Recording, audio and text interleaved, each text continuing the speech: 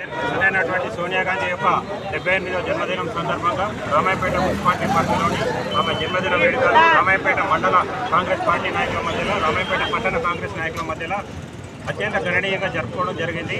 ఇవాళ రాష్ట్ర ప్రజలు ఒకటే ఆలోచన చేయాలి. కేవలం ఒక్క సంవత్సరం అవుతుంది రాష్ట్ర ప్రభుత్వం ఏర్పడి రేవంత్ రెడ్డి గారి ప్రభుత్వము వచ్చినాక ఆయన ఎన్నో ఉద్యోగాలు కల్పించిన ఘనత కూడా రాష్ట్ర ప్రభుత్వానికి దక్కింది.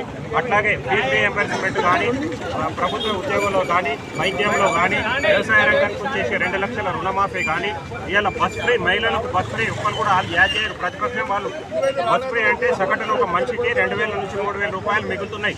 అంటే సంవత్సరానికి 20,000 నుంచి 25,000 వరకు మిగులుతున్నాయి. ఆ విధంగా చూస్తే వ్యవసాయ రంగానికి మళ్ళీ సన్నాలకు 500 రూపాయలు ఎక్స్ట్రా బోనస్గా ఇవ్వడం జరుగుతుంది. 100 క్వింటాలు అయితే 50,000 రూపాయలు అదనంగా రావడం జరుగుతుంది. ఇలా రైతు బీమా అంటే రైతు బీమా కంటే ఒక 2 రేట్లు ఎక్కువ మరి రాష్ట్ర ప్రభుత్వం ఇస్తుంది. రాష్ట్ర ప్రజలు అందరూ గమనిస్తూ ఉండాలి.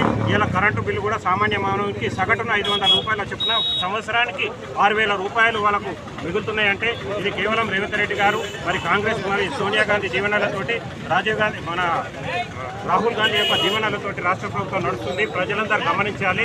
ఇలా రాబోయే రోజుల్లో కూడా డెవలప్మెంట్ కార్యక్రమం కానీ ఇన్ఫ్రాస్ట్రక్చర్నే కానీ ఐటీ రంగానికి కానీ రోడ్ల మరమ్మతే కానీ ఇంకా ఎన్నో కార్యక్రమాలు పూర్తవడం జరుగుతుంది. రాష్ట్ర ప్రజలందరూ ఆలోచన చేసుకొని రాష్ట్ర ప్రభుత్వానికి కేంద్ర ప్రభుత్వానికి మద్దతుగా ఉండాలని చెప్పేసి ఈ సోనియా గాంధీ జన్మదినం సందర్భంగా ఆమె వారి కుటుంబము అష్టైశ్వర్యాలతో పాటు ఆరోగ్యాలతో ఉంటూ మరి భారతదేశాన్ని సుభిక్షంగా చూడాల్సిన అవసరం ఉందని చెప్పేసి ఈ సందర్భంగా రామాయపేట కాంగ్రెస్ పార్టీ తరఫున కోరడం జరుగుతుంది.